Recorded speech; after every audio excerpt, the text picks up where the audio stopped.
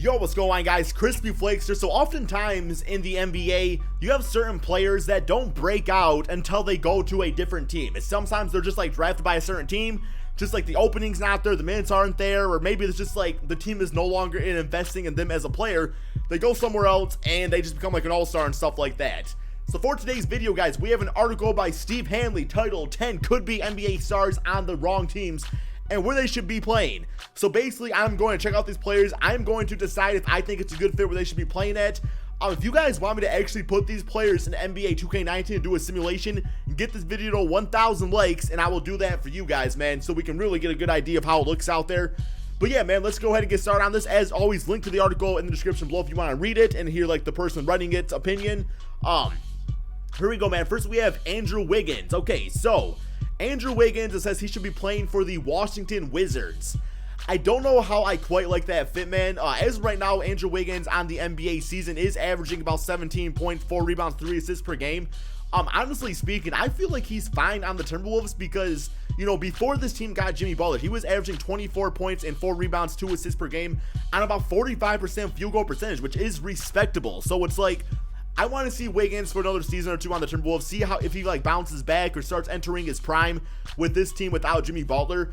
If he went to the Washington Wizards, I guess I don't really see the fit there all that much because they have Otto Porter at the 3 spot, who is a really good shooting small forward. I mean, he's only averaging about 10 points per game right now, and the Wizards as a whole are kind of struggling. But it's like, you have John Wall, Bradley Beal, both guys that are struggling with their shot right now. So you throw Wiggins into that mix, a very high caliber shooting guy. I don't think that fit would be very nice. I don't really see the point of it at all, man. I personally like him where he's at right now. Next up, we have OG Anunoby of the Toronto Raptors. So right now on the NBA season, guys, how good is OG Anunoby doing? Well, he is averaging about 9 points and 3 rebounds per game on about... He's getting about 23 minutes out there, not really shooting a ton of shots and stuff like that, but he still plays and stuff like that.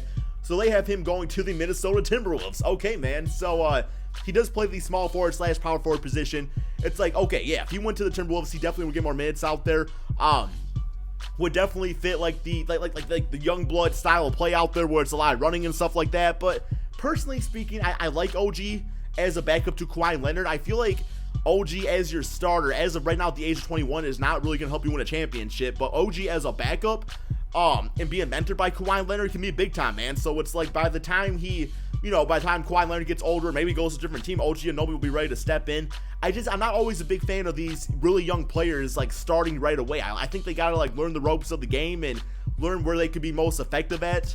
So I mean, if you went to the Timberwolves, you know, I think that team's fine with the Wiggins, and I think OG's just fine on the Toronto Raptors, so I'm good with where he's at too, man. So far, 0 for 2 on this article for if I agree with these. Next up, we have Jaylen Brown. Okay, now this is one I can get behind, man, because Jaylen Brown, of course, is a fantastic NBA player. It's just that he's very deep in the, I don't want to say like deep, but I mean, he's not really the #1 option on his team. I mean, that's Kyrie Irving, Jason Tatum, but definitely not having his greatest season. You know, last year was at like 15 points, 5 rebounds per game. This year at about 10, 11 points and about 4 rebounds out there. Only shooting 37% field goal percentage. Last year was at 47%, so down a lot with that. Only shooting 27% from 3. And really, man, it just seems like he's not really like fitting into the whole scope of things, like the rotation, because the Boston Celtics, I hate to say it, man, they're a positionless team. And sometimes players don't really excel in that situation. And it's not like he's not getting the minutes. Last year played 30 minutes. This year playing 28. So he's out there playing the similar amount of minutes, just not really showing much for it.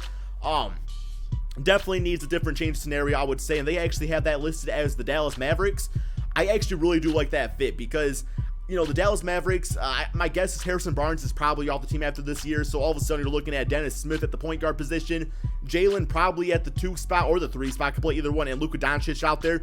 That is like your future big 3. So Jaylen Brown can add a lot of like athleticism. If he's confident, can knock down his 3-point shots and shots in general. It's just crazy seeing they went from like 40% last year to 27% this year, man. But I do like the Dallas Mavericks on a fit. I totally agree with that one. And I'm thinking he would probably get paid some pretty good money to go to that team too.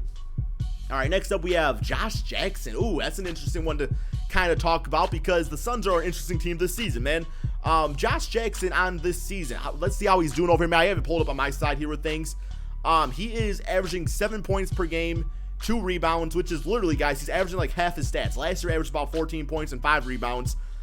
Shooting, about 40% field goal percentage, 30% from 3. Getting about 17 minutes per game. Last year, he was playing 25. So, really, with Trevor Ariza being on the team, is kind of falling out of the rotation a bit. He's still getting minutes, but not as much as he once was out there, of course. And it's just like, when it comes to Josh Jackson, I don't really see, like, superstar material when it comes to him, man. Maybe you think that differently. Let me know in the comment section below if you think Josh Jackson could be, like, a star player out here. But it's like, if he doesn't work on the Phoenix Suns, where is he going to work out? Yeah, the team did get Trevor Ariza, but it's like there was opportunities to really develop his game out there. I mean, maybe he goes with the OG route and goes to a team where he can just be like a backup to a really good small forward, learn under them and help the team off the bench and just doing the little things. But yeah, as far as the team they have him going to, it is the Cleveland Cavaliers. It's really the same case, guys, as the Phoenix Suns. Just like a team that's not quite there yet. So, yeah, he'll get minutes, but not going to win. And he's proven that if he becomes a rotation player, he's not really putting up the numbers. So, if he goes to any team to be a backup, I want it to be a championship caliber team. Okay, next we have Lonzo Ball. My opinion, man, Lonzo Ball is a pretty good fit on the Lakers still. And that's because I believe his shot is falling a bit more. I'm going to pull up his stats on my end right here and see how exactly he's doing. But this season, at about 8 points per game, 5 rebounds, 5 assists, shooting 38% field goal percentage, so still pretty trash in that regards.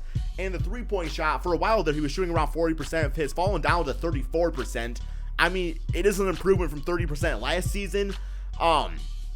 So it's like, I still think he's a few seasons away from really being an all-star caliber point guard. I still think he can be that, if anything, based off his popularity as a player. But I mean, the rebounds there, the assists is there, the defense is, he gets like the steals and stuff like that. Not saying he's the greatest on-ball defender, but 6'6", the potential is there to be that.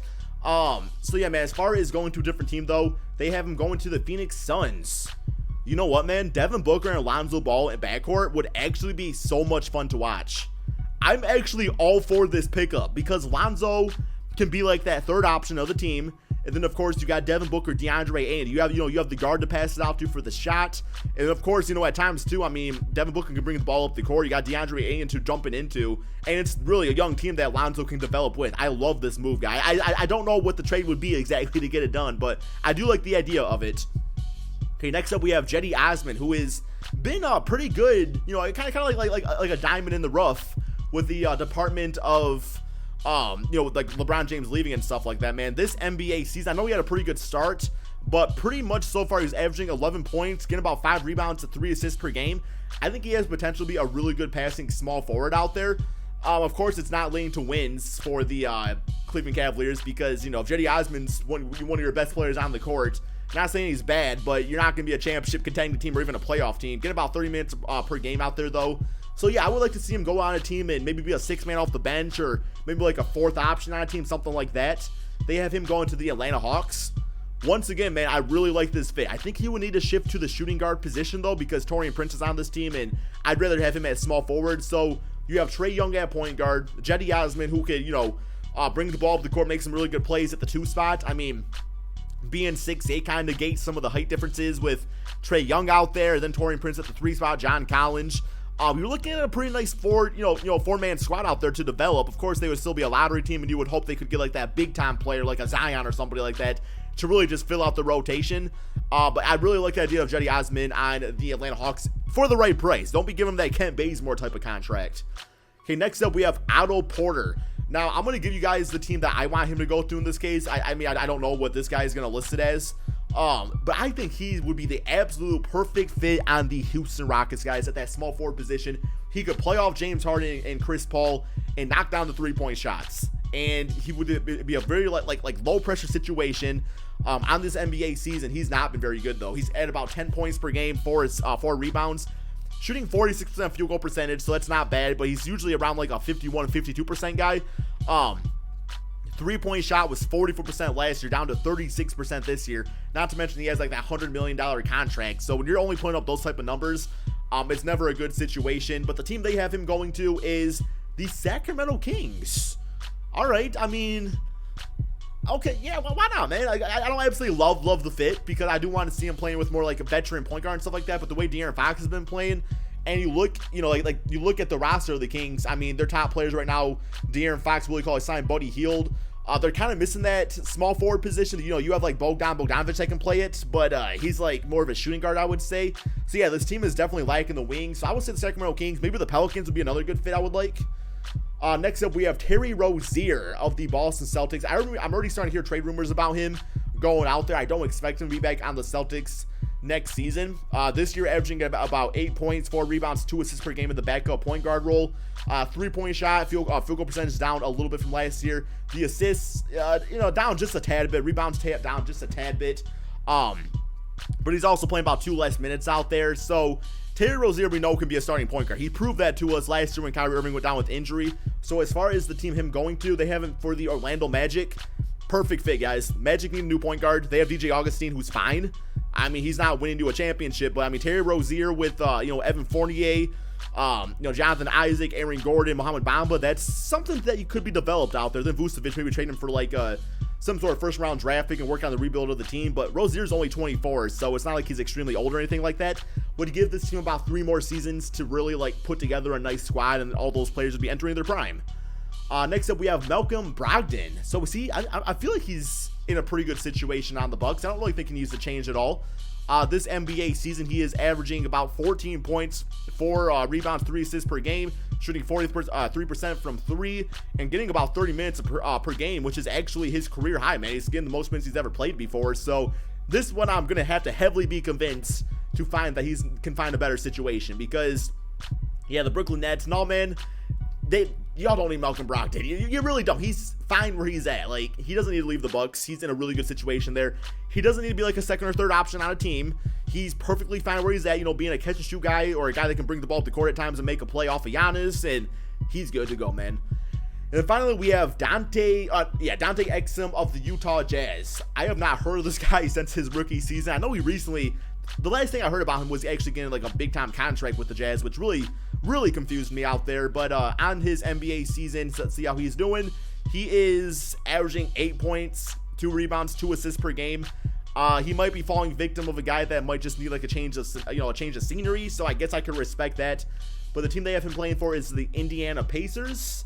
I guess maybe as a backup, I definitely would not start him, alongside Victor Oladipo or nothing like that. But I mean, the Pacers on the season, they have for their backup point guard, Darren Collison's the starter. Tyreek Evans can play backup point guard. He really play the 1 through 3 spot. They have Corey Joseph, who's not really been too impressive, about 7 points per game. So I mean, they have Aaron Holiday, who I still think has really good potential in the NBA, guys. I think Aaron Holiday's gonna be big time. So I don't know if I like this fit, because Dante would take away minutes from guys like that. Although, Aaron Holiday's not really playing all that much. He's getting about 7 minutes a game right now. So I'd rather have them focus on that guy. But I mean, Dante Exum, I don't think has too much to offer. I guess down the road, I could see him having like the Shaun Livingston effect, and that's just being like a really tall point guard that maybe learns how to like post up a bit, work on a passing game, and this would eventually become like a veteran for like a championship team, like Shaun Livingston did after the big time injury he had for the Clippers. But anyway, guys, hope you all enjoyed this video. Be sure to drop that like, subscribe to my channel. Like I said, man, 1,000 likes, and I will put this into 2K, and we'll see what type of difference it actually makes.